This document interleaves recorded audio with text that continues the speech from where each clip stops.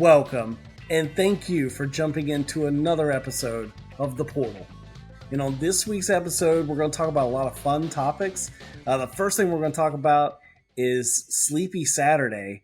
Man, we had some teams that just almost looked like they weren't going to wake up in time. We're going to have some very interesting losses, but they were able to avoid the upsets in this weekend's games. And man, what a week 3 it was. And to talk more about week 3, we're going to end up going into SEC stock rising. There's some teams that really showed some stuff this week 3. And let's go ahead and continue going into week 4, see if their stock continues to rise for some of these teams we're going to talk about. And the next thing we're going to talk about after that is going to be for the little guys. We're going to do a quick segment, talk about a couple games where it might surprise you. There's some interesting facts and numbers for some games that you wouldn't expect, some results that we're going to go over and discuss. And could it be a year that, man, if we had a 12-team playoff system, there's some good group of 5 teams out there. Could one of them make some noise? And lastly, we're going to talk about the matchups for this week, the ones you're going to see tomorrow. There are so many great matchups. A lot of them that we're going to go over are 2 undefeated teams, which means somebody's going to walk away with a loss finally this year. So there's so many great matchups to discuss and go over for this week's. And man, I just can't wait to sit down and watch some college football tomorrow because, I mean, from noon till probably 3 in the morning again, depending on what Pac-12 game I'm going to be watching at night. I'm going to be on that TV all day watching them all. So let's join in together and let's go ahead and jump into today's episode and start discussing some of these great games and some of the interesting numbers that we've seen for some great players that really helped some teams survive this weekend.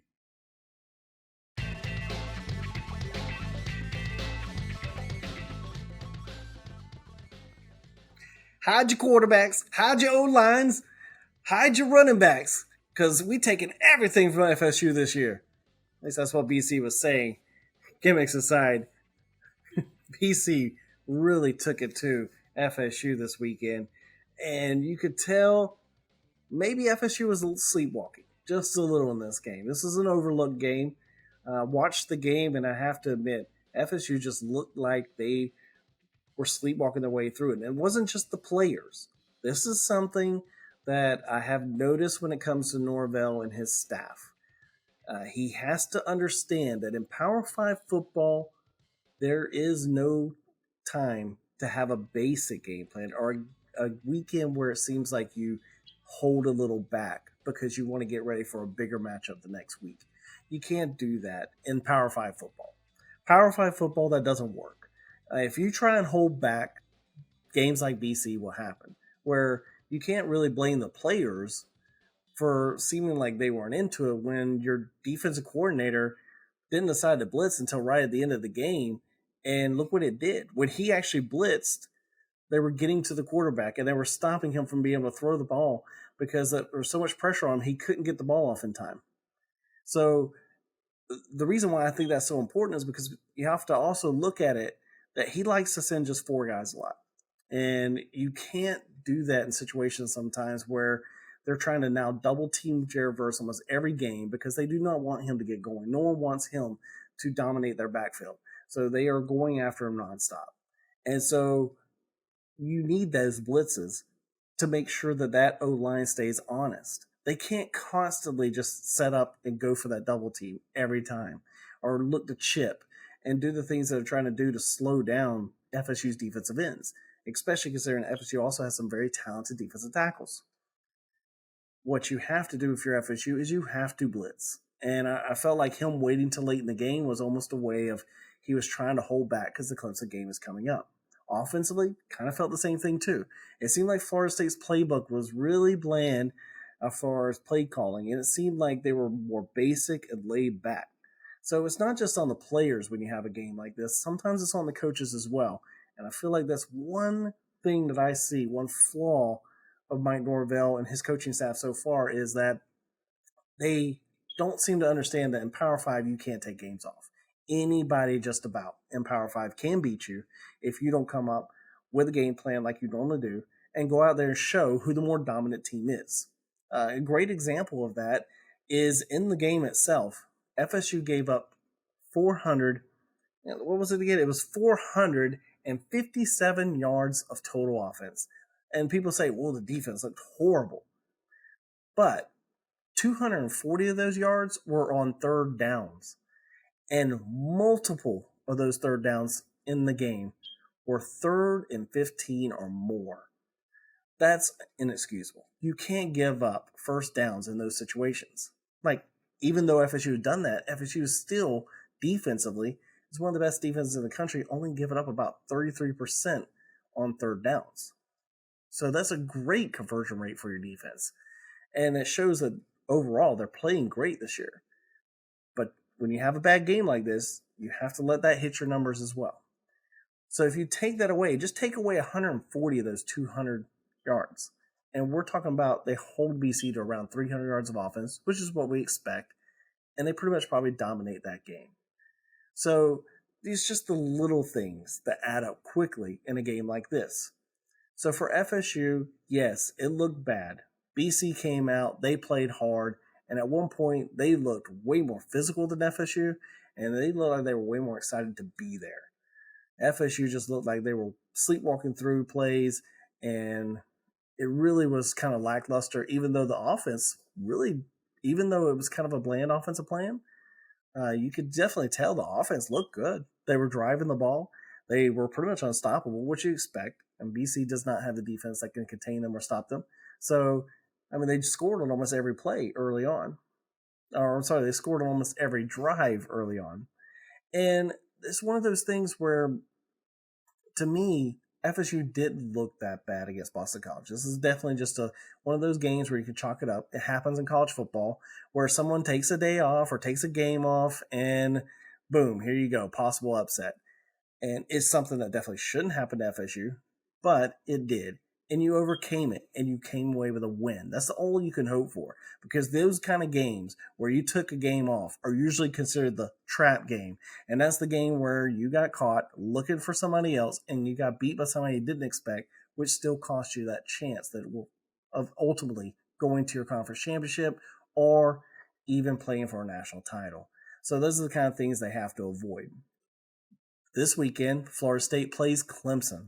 So this is something that really builds into it is, they could have definitely been looking ahead, as Clemson is the main target for Florida State. There's plenty of players on that roster that have said that they have circled that date. That's a date they're looking at. And I understand, as a coach, you always want your players to take it one game at a time. And the players even say they're taking it one game at a time. But you have to admit, Clemson's a big hurdle for Florida State. They have dominated FSU as of late. And because of that, that is a game that FSU players circled, especially after last year. They started so great last year and then turned around and just really got dominated the rest of the game by Clemson. And it was one of those situations where, it was a trick play and a fake punt that helped Clemson get ahead on those scores. But it still doesn't take away from the fact of at one point FSU came out, stuck a dagger, looked like they were going to be competitive, and then just really faded off through the rest of the game. So it's one of those things where they're going to have to stay competitive, especially in Death Valley. You can't let that crowd get into it. They let the crowd get into it, there's going to be problems. Now, there's a lot to read into this game. When you're talking about this matchup, obviously the quarterback edge goes to Florida State with Jordan Travis. Cade Klubnik, I still have a lot of questions about him. I was watching film of the FAU game, and even though they blew out FAU, there was a couple of passes that he threw that FAU defenders dropped, and they were just bad passes. I don't know what he was trying to see downfield or what he was trying to do, but they easily could have been interceptions. If he does that against Florida State, they have the corners that not only pick that off, they're still running down the sidelines against you, and now all of a sudden it's a different ball game. So he cannot afford to make the mistakes that Cade Klubnik has made this year. Now, some of the reasons for making those mistakes is offensive line. I think the pass protection for Clemson has been a question this year so far. They have not played to the standards of what you expect a Clemson offensive line to play like. And because of that, I think Florida State will be able to get some pressure, just like Duke did. I feel like they're going to open it up. They'll blitz more. So they're going to really bring it to Cade Klubnik and also that run game. And this is a team that FSU, that front seven, has done a great job against the run. Now, their linebackers struggle when it comes to coverage, but in the run game, that front seven is strong. They've done a much better job this year than they did last year. I mean, that's one thing that even in the BC game, you have to look at and say, overall, Florida State did a great job against the run. I mean, you take the quarterback out of it, and no one else in that team adds up to over 100 yards. I mean, you can add everybody else up, and it doesn't even get close. So it's one of those things where FSU is definitely improving against the run. This is something we didn't see last year. FSU struggled a lot throughout the year last year against the run, and there was times they were gashed in the middle, but you could tell this year a lot stronger up front, and especially in the middle, and they're doing a lot better against the run. And I think that's going to bode well for them in this game against Clemson, because you're going to want to try and make Clemson throw the ball, because the wide receiving core of Clemson is the big discussion. That is why I picked Clemson to lose 3 games this year. I picked them to lose to Duke at the beginning of the year. That wasn't a shocker to me. I actually predicted that in the preseason, and the reason why is because I don't have faith in this Clemson wide receiving core. Every time a receiver steps up and everybody's like, oh, this is going to be a guy. He's going to be a guy that steps up. He's our new number one. Then he goes into another game and all of a sudden he drops 3 or 4 passes, or he looks completely inconsistent, or somebody just shuts him down. And these have been issues that Clemson has dealt with at the wide receiver position for the last couple of years. Now, as much people want to blame DJ, I don't know if you've watched him. DJ seems to be doing just fine in Oregon State, and he don't even have the weapons that he has supposedly when he was at Clemson. So this is one of those situations where you have to understand the receiving core has to take a lot of the load, a lot of the blame. Ever since Renfro left and they didn't have that guy anymore to be that underneath, the reliable receiver that no matter what happens to the other receivers, he's the guy that makes that catch, they have struggled. And it doesn't matter what offensive coordinators they brought in, they've been unable to overcome that struggle. Now, this is one reason why I picked them to lose 3 games at the beginning of the year, is because I feel like Dabo could have fixed this through the portal. But his stance on not bringing guys in on the portal is a huge difference. Could you imagine if he would have picked up Keon Coleman, and we would be talking about Keon Coleman versus Johnny Wilson on a Saturday playing for Clemson and Florida State? It'd be a different game. Both teams would be undefeated. Who knows what the games would be like looking at that matchup between those two. But we're not talking about that. Well, instead, we're talking about a Clemson wide receiving core that's still struggling. And defensively, honestly, they've had some of the same issues as FSU. There's been certain games where there's question marks as to what is going on with this Clemson defense. The defensive line is supposed to be the strongest in the ACC, or one of the best in the ACC, and really it hasn't performed to the level that they expect. Same thing with Florida State. Florida State's D-line has done better against the run, but it's not getting the same amount of sacks and production you were expecting there that was getting before. Instead, it's the linebackers that have been picking it up on blitzes that have been getting more sacks than in the past. So it's one of those things where you want to see what both of these defenses do. It's going to be a great game. Starts at noon tomorrow, and we'll see where it goes.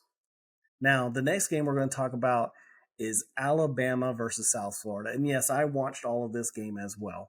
And I can tell you that it was not surprising that Texas was able to get physical with Alabama. They did it last year and look more physical than Alabama.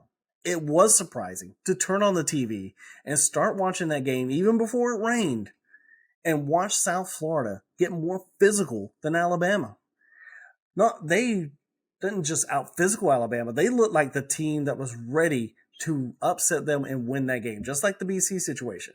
And Alabama, once again, having issues trying to find a quarterback, trying to find someone who could step up and fill that role.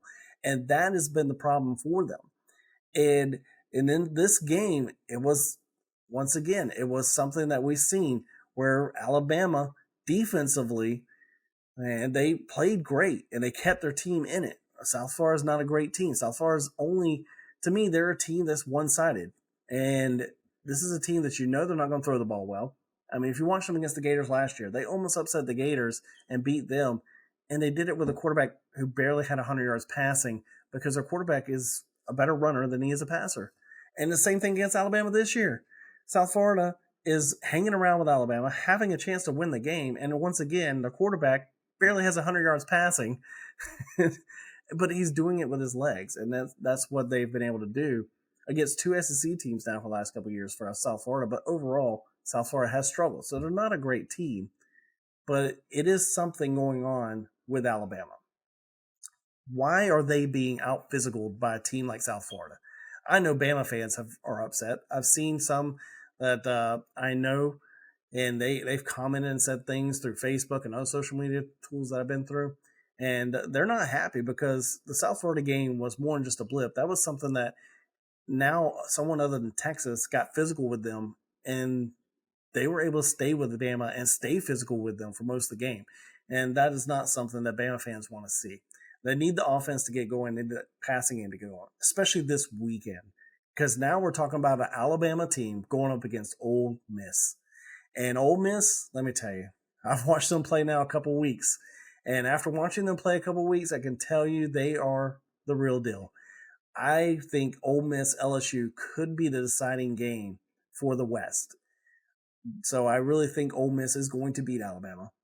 But what I want to see is, can Alabama at least show in this game that they can be competitive and not get beat up front? Because Ole Miss is going to come after them. Alabama is struggling at protecting those QBs right now. Ole Miss is going to come and bring the pressure after the QB. So it's going to be very interesting, especially considering I think Ole Miss thinks that with the quarterback play Alabama has, that they probably can win in one-on-one coverage. So defensively, there's probably going to be a lot of pressure on Alabama, and the quarterback's going to have to step up. They're going to have to make some throws and make some guys get open by throwing it with their arm in a way to where you put it in a spot to where only your receiver can go get it and make a play. Somebody then has to step up in the receiving core and make that play because Alabama needs this.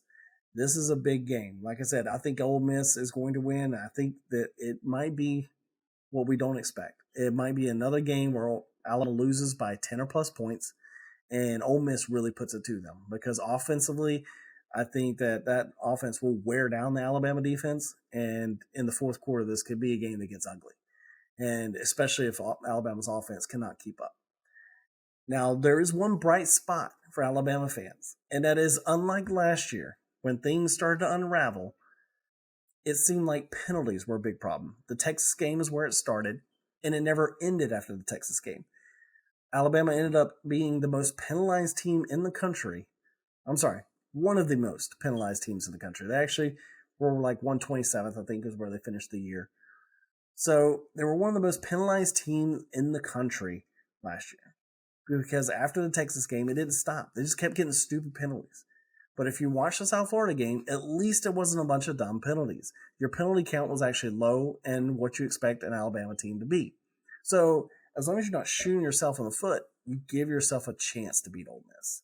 And so that's going to be a great game. Can't wait to watch it. Like I said, we're going to talk about Week 4 matchups later because there are so many great ones to talk about. But right now, we're going to talk about another team that might have been sleeping and wasn't really paying attention to their opponent, and they almost got beaten. That was Colorado. Colorado, they said that this was just business, that we're going to go out there and take care of this, but I think that Dion and his staff was not ready for the rivalry environment. I don't think that they understood what the Colorado State-Colorado game is.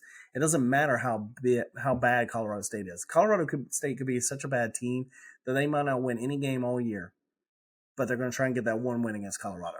Like, that's the type of rivalry it is. I mean, both these teams are going to put a lot into it. There's a lot of hate. A lot of these kids played against each other. I mean, not in this situation because Dion basically flipped that whole roster, but normally it is a roster where a lot of these kids played at the same schools. They know each other, and it's a real hate.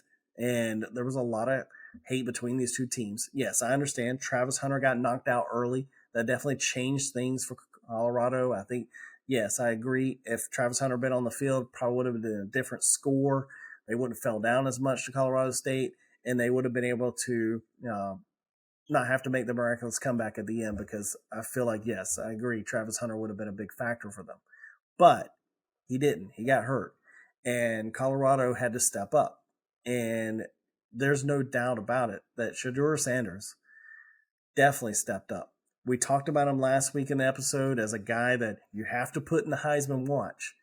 And if you look at the comeback that he led at the end of this game, you cannot tell me that he does not deserve to be in that list, that he does not deserve to be someone that you talk about in the Heisman, because the throws that he made, he was throwing dimes with sometimes with guys in his face or even getting hit. If people still think he is not a Power 5 quarterback, then please show me what a Power 5 quarterback is. Because I'm sorry, at this point, you can't say he's only playing because he's Deion's son. No, guess what? He's playing because he's Deion's son, and he's good. He's good. there's no hiding it anymore.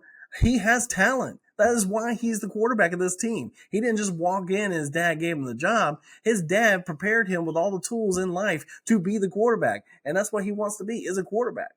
And he is doing it. And I think that's huge for them, considering that if you look at what happened in the Colorado State-Colorado game, it was a rivalry game. So I don't like to take stats from a rivalry game really and talk about that much. The only thing I will bring up is, yes, they did give up almost 400 yards passing, and I do think Colorado's defense is probably going to be the biggest problem. Reason why is because no matter how much talent you have in that secondary, the biggest problem with having a bunch of portal guys on your defense is, I think, the ability to be able to switch and communicate. That is hard. You're taking a bunch of guys that have never played together, many of them, and because of that, they have to now all of a sudden learn how to communicate and talk together. And that is very, very difficult for a defense because the offense already knows where they're going. Those players know where they're heading. They know where they're cutting. They know where the route is, and they know where their options are. But for a defender, like, you have to make that split decision and make that move and go. And if you make the wrong decision, now somebody else could be open. So there's a lot of communication working with your teammates, and I think that they're still working and building on that. This Colorado defense is definitely one that I think is looking better against the run game. They're not strong as they should be or need to be yet, but they are a team that's looking better. But they have to go up against Oregon this weekend. And that's a big matchup because they're facing none other than Bo Nix, who's thrown 8 touchdowns. He has no picks. And, oh, by the way, his percentage, even better than the year before. He's sitting at currently almost 78% completion percentage. Bo Nix is doing it again. And guess what? He's the benefactor of an amazing offensive line. I mean, I would love to play quarterback for Oregon because last year that offensive line gave up only 4 sacks all year, all season. Imagine that. Some of you probably have teams where you would have been happy if you're, only gave up 4 sacks in a game. Their offensive line only gave up 4 sacks all season. And again, the offensive line is looking strong again for Oregon. And Bo Nix is getting all kinds of time. And that's going to be the thing for Colorado this weekend. If they want to pull the big upset and beat Oregon and set up an undefeated matchup possibly with USC, they have to find a way to get pressure on Bo Nix. Because I'm sorry, I'm still not sold that under pressure, Bo Nix might not revert to some of his past ways. Now, I'm not knocking Bo Nix, and I know Oregon fans are probably going to be all over me for that because they get so defensive when you talk about Bo Nix. But the fact with Bo Nix is I do believe that he has the benefit of playing behind this Oregon offensive line where he hasn't had to face a lot of pressure. But in big games where you can play a team that will pressure you, that's when we're going to see what Bo Nix can do. And I'm not saying he's going to play bad. I would love to see him get a situation where Colorado actually finds a way to get pressure, gets in his face, and he still completes the ball down the field and makes big plays, because that would be huge for him and show another step in his game, which I think then, for me, I would start putting him in talks for the Heisman. For me, all I got to see from Bo Nix is that he can do what some of the other guys that I think are elite that are competing for the Heisman do, and that's survive and play extremely well under pressure.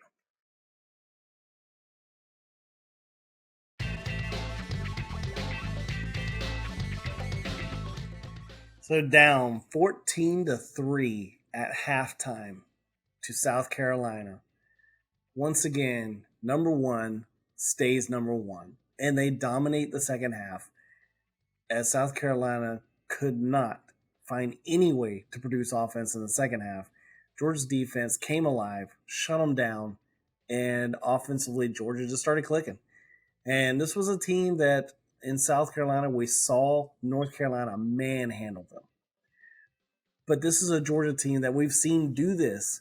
They're the back-to-back national champions, And this should be no surprise. This is why I tell people not to read too much into that Boston College game for Florida State, because how many times over the last couple of years have we watched Georgia go into a game like this, play poorly for a whole half, be down to somebody? I mean, we've seen them be down to a group of 5 teams in the last 2 years, and then come back in the second half and beat them by 20 or 30. I mean, this is what this Georgia team does. When they want to, they turn it on. And when they turn it on, they shut you down. They run you over. The machine is still clicking. And yes, I am a big component of the portal. I think the portal is going to do great things to the game of college football. It is going to level the playing field. It's going to keep teams from holding on to players and keeping other teams from being able to get those players, because that's what college football has always been for the past decades. That has been exactly what college football has been. The best teams try to hoard up the best players, can continue to be the best teams. Now, Georgia is still finding a way to survive through this. Their recruiting is so good and so strong that, yes, you could take a couple of their guys, but don't worry, they'll take some of yours too. I mean, look, they went and took the best receiver off the team in the transfer portal from one of the other teams in the SEC. I mean, they're using the transfer portal just like other people. So you can take their talent, but guess what? They're going to go right back in the portal too and take some people. And I commend Kirby Smart for that. He has really done a great job of embracing the portal as well, and understanding that even if people are going to come after his guys, he's still going to go get some guys too. He can see studs when he sees them. And guess what? You know, they're back-to-back national title winners. And if they can find a way to win the national title again this year, oh yeah, they win the national title this year, the three-peat. You don't think that holds weight in the portal?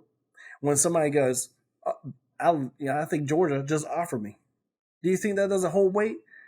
If I was one of the best players in the portal and Georgia came calling, and they just won 3 national titles in a row, you think I'm going to listen to people say, well, they just won 3, so there's no way they're going to win a 4th? No, I'm going to go play for the team that just won 3 in a row, because right now it looks like nobody can stop them. And this is what Kirby Smart is building, that dynasty, like any other dynasty we have seen. Because if they win this 3rd national title, this is a level of dominance that we have not seen in college football in a long time. Even Alabama in some of the most dominant years, I mean, we have not seen a three-peat. So this is a big mission for Georgia this year, is to keep the train rolling and to do it again. And this was a good game this weekend where they found themselves down, just like the last 2 years. But just like the last 2 years, this team responds. Even with all the pieces that are missing from this team that have won a national titles in the last 2 years, the guys that are there are still buying in and still listening to Kirby Smart, and they're still getting out there and they hunt. When it's time, they hunt. And you're not going to just beat Georgia. I mean, look at Ohio State last year. Ohio State surprised them. Another game where Georgia didn't show up for part of the game. Ohio State surprised them. And man, Ohio State was putting it to them. And then when it came time, Georgia woke up. And when they woke up, they were able to pull that game out. And then after they pulled that game out, you heard what their coach said. You heard what their players said before that national title game. And I felt bad for TCU because I knew it was about to be a blowout. It was about to get nasty because Ohio State woke the dogs. They woke up the dogs. And then it got nasty because TCU was just the brunt of everything they didn't do in Ohio State game. They were the ones that were going to take the brunt of the punishment for that. And Georgia came out and showed everybody why they're the national champions. So that's why I think this game against South Carolina, doing it again, just shows that there's still that team. This is a difficult team. If you're going to try to upset them, it's going to be hard. They're number 1 for a reason, and they're going to stay number 1 until someone finds a way to knock them off that pedestal. Now, another team I want to talk about that stock is rising in the SEC is Florida. I have to give it to the Florida Gators. I have no faith in Mertz.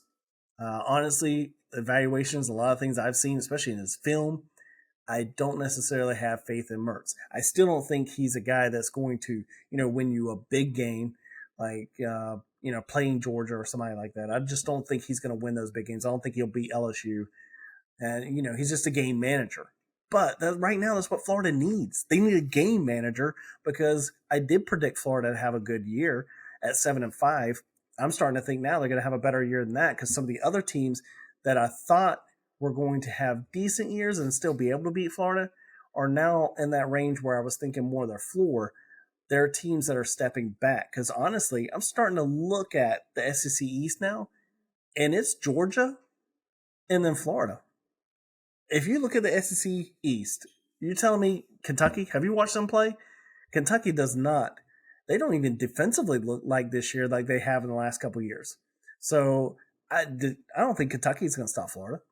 So with that being said, we're talking about Florida. Even if they lose to Georgia, I mean, they're going to do well within that division. I mean, let's face it. The West is the stronger division. And in the East, Tennessee's taken a step back this year. Florida just took care of them. It was a huge win this weekend. And in that game, Mertz was the game manager that the Gators needed. And like I said, if he continues to manage games, I don't see them beating Georgia, LSU, or Florida State. But even if you lose those 3 games and you finish the year with 4 losses, 8-4, you telling me Gator fans wouldn't be excited having an 8-4 year? 8-4 is more than respectable. I mean, as a Gator fan, can you even be mad at that? 8-4 is fine, especially when a lot of people predicted you'd win only 4 or 5 games.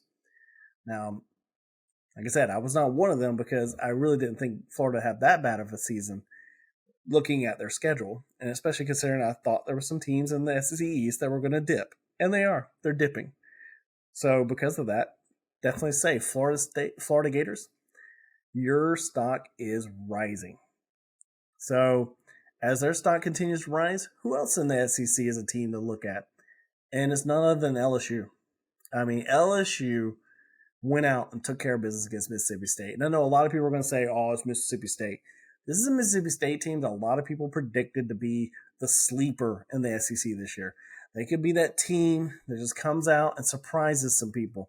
And honestly, there a couple weeks ago, I was starting to look at some of the wins they had and the way they were playing, and I thought this was a pretty decent Mississippi State team. And then they played LSU. And LSU, from the beginning to the end of that game, dominated. There was no question they were going to win that game. Jaden Daniels and Malik Neighbors hooked up a couple times, and it was just, from there it was over. That whole team just ran over them, and you just knew. You might as well just watch another game, because at that point, it was done. And LSU continues to play at that high level. They're a team whose stock is greatly rising in the West.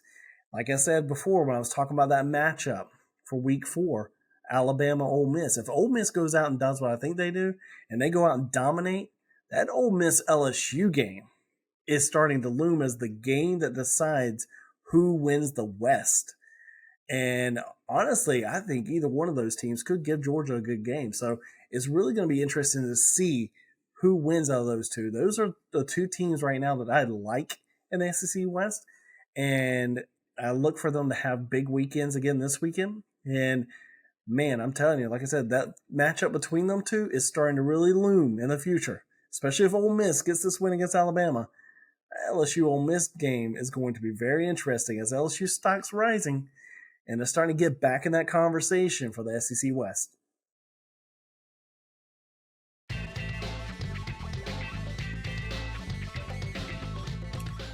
Now, I figured we'd spend part of the show this week talking about the little guys. Let's take a little bit of time for a group of 5 team and what they did this weekend. And we're talking about South Alabama beating Oklahoma State 33-7. Yes, you heard that score right. 33-7. South Alabama rushed for 243 yards in this game. That was more than the total offense that Oklahoma State had. They held Oklahoma State to 208 yards of total offense. Now, this is an Oklahoma State team that some people said in the Big 12 was going to be a sleeper team, and they might be able to really make some noise in the Big 12. But man, did South Alabama come out there and play good.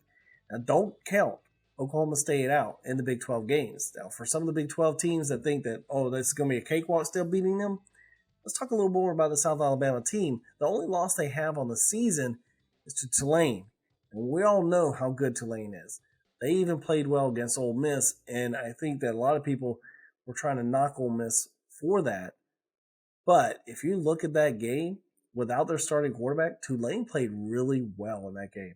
For a team that was missing their main guy out of the group of five, they're a group of five team that, when a group of five team loses their guy, the starting quarterback or starting receiver or main player, it affects them more than it affects a Power 5 team, for sure. That's the difference. That's the gap between these teams.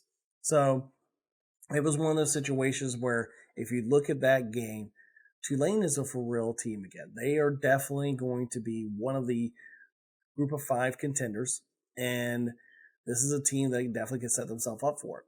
So having said that, the fact that South Alabama's only loss was to them is huge. I think this is a South Alabama team that can go out and continue to play well, especially within their conference, and they can make some noise. I would love to see some more games for them and see what they're doing, because this is a team that early on in the season, I did predict them pretty high in my preseason prediction when I was ranking every team in college football. And it's because I have a lot of faith in them. I think they have a great coach. They have a really good defensive plan. And if LaDamian Webb can continue to roll like he did against Oklahoma State, that's going to be huge for them going forward. Now, for people who think that name sounds familiar, yeah, you might be a Florida State fan because he transferred out of FSU to South Alabama. So if you're remembering that name, that's where it comes from. He had over 1,000 yards rushing last year for South Alabama, and already has almost 300 yards rushing this season. So he is on pace to go ahead and get more than he had last year if he continues to play the way he's playing, which is really impressive for him. And I'm just saying, if you get a chance, watch some of these games. That's not the first small school I've watched play.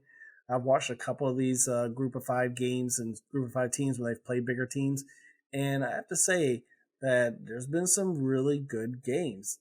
Yes, even the ones that ended up in blowouts in favor of the Power 5 team. If you watch parts of the games, there were moments where these group of five teams were playing extremely well, which should only excite people as we move towards the future where we have a 12-team playoff.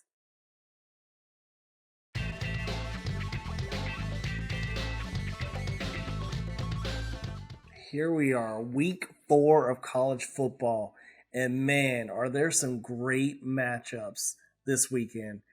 I can't wait for tomorrow to start. Yes, I'm a Florida State fan, and we've already talked about Florida State versus Clemson, so you know what I'm going to be tuned into at noon.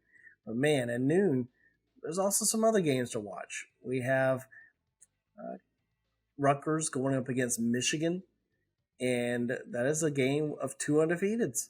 Rutgers is currently undefeated. They've played decent. They have not really played a team that's obviously of Michigan's caliber, but this is one of those games where Michigan must stick to business. Go in, do what you're supposed to do in this game, and leave with another win. Now, this is definitely not one of those games where you want to sleepwalk in. If Michigan does not take this game seriously, Rutgers is a team that can give them problems. They can hang around and make enough plays to possibly pull the upset. I don't think it will happen, though, but it is a fun game to watch and just see how Michigan responds if Rutgers is able to punch them in the mouth, just to see if Michigan is able to handle it and do what they're supposed to do to show that they are a much improved team that will make it deeper into the playoffs if they make it again this year. Now, another game to watch will be Cincinnati, Oklahoma. Now, I know some people are saying Cincinnati just lost to Miami of Ohio. Yes, I understand. And Emory Jones did not look as good against Miami of Ohio as he did in previous games.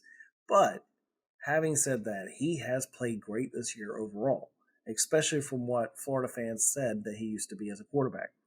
Now, one of the biggest points I think for Cincinnati is why I picked them to be such a good sleeper team in the Big 12 is because Cincinnati went to the portal and they picked up 6 different guys from the transfer portal at wide receiver. And almost everybody that starts is a transfer portal guy. So they went out, they found some guys that could get plays through the air, and I commend them for that. They really went out there and made sure that they weren't going to have a huge drop-off year, especially being in the Big 12. So for Cincinnati, I think this is a team that you do have to be careful of, especially for Oklahoma. Oklahoma's coming in playing some great football. And if Oklahoma can win this game, it's a lot bigger and will lean them a lot more towards the end of the year in the Big 12. And I think people are going to understand that this Oklahoma team is definitely gunning for Texas. If they can come out and show that they can take Cincinnati and make this to where it's not a game in the second half. Having said that, Cincinnati is definitely more than capable of keeping this game close with Oklahoma and making it a shootout even towards the end. So Oklahoma has to be careful that they don't fall asleep and that they don't let themselves get lulled into a false sense of security. Even if they go up big, they have to understand this is a team that's more than capable of coming back. So if you go up big, you just got to finish business and continue to impress people quietly like Oklahoma has been doing. Because statistically, they have played great, and their quarterback is definitely playing like one of the best quarterbacks in the country. Now, there are so many matchups we could talk about this weekend. Like I said, I've already discussed some big ones in an earlier segment because it really matched with the teams we were talking about. So even having already talked about that, there's some more games for us to discuss. Auburn versus Texas A&M. That's right, undefeated Auburn going up against Texas A&M. Now that's a big game for them. If Auburn can find a way to beat Texas A&M this weekend, that would definitely springboard them, especially in recruiting where they have been making heavy pushes in the recruiting class. They've been trying to get some flips from key universities. They've went after a couple guys from Florida State. They're going after a couple guys from Georgia. And from what I hear, they are now going to be targeting some guys from Florida as well, some key guys. Now, are they going to get these flips? Who knows? I mean, college football recruiting, I think that a lot of these are just plays that they're trying to make. It's all a strategy. It's, for some of these coaches, it's chess, not checkers. So they might not even be going after somebody knowing that they can get them. In a way, they might go after them to maybe get somebody who was a former teammate or somebody that played with and be able to get their interest. So there's all kinds of different ways the recruiting game can be played. And many of us can speculate from the background. That's why I don't like to recruiting that much, because you can speculate as much as you want, but you don't know exactly what a game plan is for a coach and for other coaches around him. And you just don't know what the game plan is, the opposing coaches even. So if you don't know what that is, then you really can't explain. You can only guesstimate where you think people are going to go and, do it to an exact, because it's not an exact science. So you have to do it to the best of the knowledge of what you know and what you have. So that's why myself, I don't like to cover recruiting because, it is one of those things where things like this could matter. Some people tell you it doesn't, but at the end of the day, for some players, it does. So it's one of those things where this could be a huge win for Auburn. They're trying to rebuild that program, and if they could start 4-0, the talk in Auburn's going to go. And the way Alabama's playing, and if Alabama loses to Ole Miss, Auburn fans are going to be talking about that game at the end of the year and getting excited for that. And then Miami at Temple. The only reason why I bring up this game is because earlier in the year, Miami played Miami of Ohio. And Miami of Ohio said that they were the real Miami before that game. And yes, I understand Miami won that game pretty convincingly. But when I watched the game, I was kind of disappointed for Miami fans because I expected Miami to be like the Miami of old. And you go out there and you smack a team in the mouth for saying what they said about you. And they didn't. And I really expected them to just come out and put it to them and make a statement. And they didn't. They just played a well game. It's not like Miami played bad, but it just wasn't what you expect. It's not the Miami of old. And some of the, old heads from Miami will probably tell you the same thing. They're going to be like, oh yeah, that's exactly how I felt. Is the game itself, that's not what you expect. You expect Miami to go out there and punch them right in the mouth, right off the get-go, and just start blowing them out 20-30 early to let them know, yeah, you know who the real Miami is. And it was very interesting to see. So the reason why I say Miami at Temple is a good game to watch this weekend is because I don't know if you remember in the offseason, Temple's players and coaches were saying a lot about that game, talking about how they weren't Middle Tennessee State, and that's definitely a place that Miami doesn't want to play. So for me, this is going to be an interesting game to watch because once again, I want to see, can they be the Miami of old?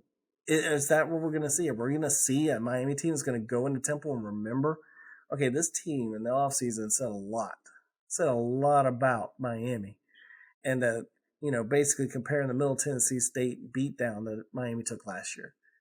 And I want to see, can Miami not just win the game, but can they go in there and be like Miami teams of the old and have that swagger and go in there and punch them in the mouth and let them know that you don't talk about the U. That's what I want to see. And yes, I'm a Florida State fan. I want to see Florida State get back to that point where they punch people in the mouth for trying to talk about them. And that's something as a Miami fan, I know they have to be missing. Like, that's what they want to see. They want to see the fact that the future is the team of the olds where they're going to be competing for national titles because you don't talk about the U. And that is something that is missing, I still think, from this team. They're close. They're so close. They just got to find that fire. And they find that fire and get out there and play like the Miami teams of old. Once we see that, then I'll tell you, watch out. Watch out for Miami. So some other great matchups will be UCF versus Kansas State. Now, Kansas State just lost a tough one on the road to Missouri. And they played a good game, came down to a field goal, and unfortunately they were on the losing end of it. This is a big game because UCF comes in as one of only 15 teams in the country that's in the top 40 in passing and rushing. And they are really playing well this year. Their quarterback, Bundley, is just going all out. I mean, we already knew he was a great runner. People saw him last year, how he ran the ball. I mean, he is an extremely good runner.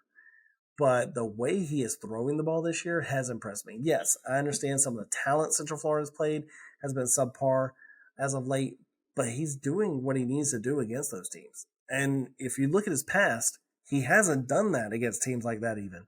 So the improvement to the passing game could be huge for UCF. This could be a year where they're silently just moving along, but they actually could be a really good contender in the Big 12. Another team that are a newcomer to the Big 12, but they got the pieces to maybe make some people have some issues with them and be able to make some noise in the Big 12 itself. Another matchup to watch, Oregon State versus Washington State. Yes, DJ, we get to see you go up against a really good Washington State team. This is the same Washington State team that has really, to me, I feel like they're kind of flew on the radar because of how good Washington is. So usually when everybody's talking about Washington in Pac-12, they talk about, Washington. But Washington State has been playing well themselves. Their defensively has played very consistent, and offensively they're scoring the points when they need to be able to pick up the wins. And honestly, I like Washington State right now. Not a lot of talk about them, but they are doing what it takes to be competitive in the Pac-12.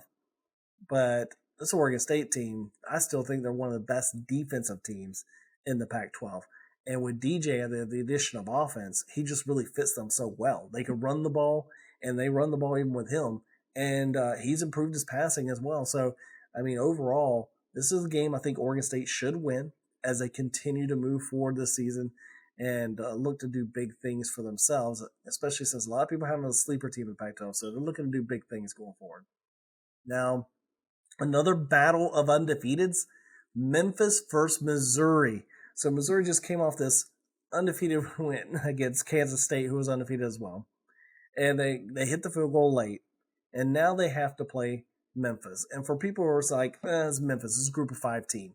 This group of 5 team might be one of the best group of 5 teams out there that no one's talking about. And like I said before, we did a whole segment, honoring South Alabama and what they did. Memphis has slowly just been playing really good football, and they're just kind of flying on the radar. No one's really talking about it, but they look really good right now. And this could be a game that if Missouri is caught sleeping after a huge win against Kansas State, this could be a game where they could get caught slipping and they could get upset very easily. So Missouri needs to be careful. This is a game where you could lose, and it wouldn't be a bad loss because, like I said, this is a good Memphis team, but you need to be careful. Missouri should win, but stay alert. Watch out for that upset. Now, some other big matchups are involving some Big Ten teams. And, of course, Iowa-Penn State will be one of the bigger ones. Iowa, can they score enough points to finally beat Penn State this year? And for Penn State, Can they overcome that Iowa defense to be able to pull out the win themselves and continue to be the team that maybe overtakes Ohio State as number 2 in the Big Ten this year? I don't think they have what it takes yet to beat Michigan. They could surprise me. They could do it. But I still think, even though I like Penn State as a sleeper in the Big Ten, I still don't think they have what it takes to be the number 1 team yet in the Big Ten. I do think they can pass Ohio State this year, who is still struggling with some quarterback issues. Now, speaking of Ohio State plays Notre Dame. And this is a big game this weekend as we're watching Marvin Harrison Jr., who is pretty much the offense right now for Ohio State. And they are finding ways to get him the ball because you have to. I mean, when someone that talented, you have to get him the ball. And quarterback play has been questionable. So this Notre Dame defense has to get pressure. And they have to find ways to double and make sure there's always help with Marvin Harrison Jr. Make some other people beat you. And most importantly, try and make Ohio State become a team that has to run the ball.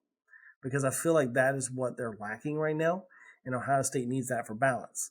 Now, offensively, Notre Dame has something that they didn't have last year. And I think Ohio State's defense is a little more suspect this year than people realize because of who they've played. So you take away some of these opponents of who they've played, you bring in a team like Notre Dame and their offensive line, they're going to cause some problems for their Ohio State defense. And especially considering they have a quarterback right now in Sam Hartman, who transferred out of the ACC. Oh, by the way, this guy is, only pushing forward to try and break the all-time passing touchdown record in college football. So, this is a guy that can really light it up. He also leads the country right now in 20-plus yard touchdown passes. This is a guy that can get the ball through the air, which is what Notre Dame's been missing. And I've been saying even before the season that people were overlooking how important Sam Hartman was going to be to Notre Dame.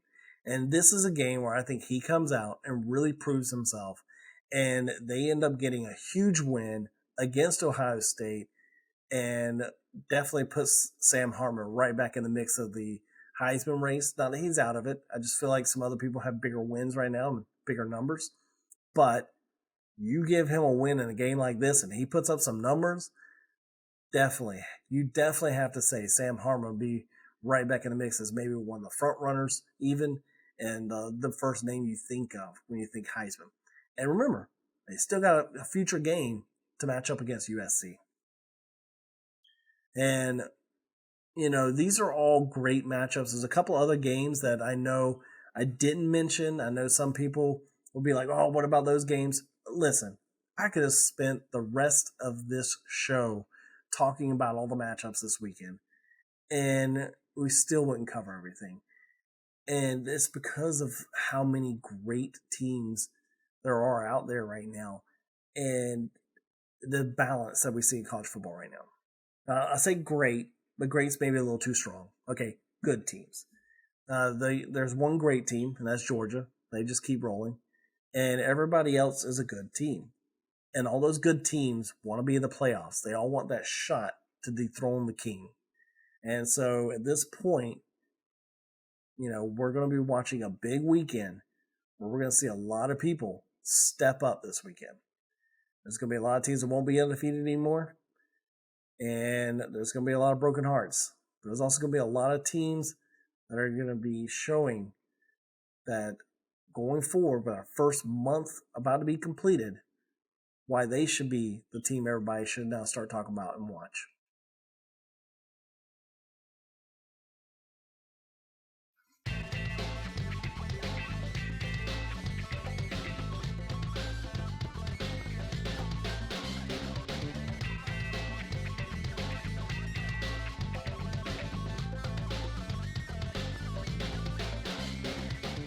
Thank you for joining us. As we prepare to exit the portal once again, just want you to remember, yes, it sucks when our team loses, and I know it's fun to make fun of our rivals when they lose, and it's also fun to really put it on a team who's been great like Alabama and just completely ridicule their fans. But at some point, remember, your team was there. At some point, you had to go through some bad years too, because everybody does in college football.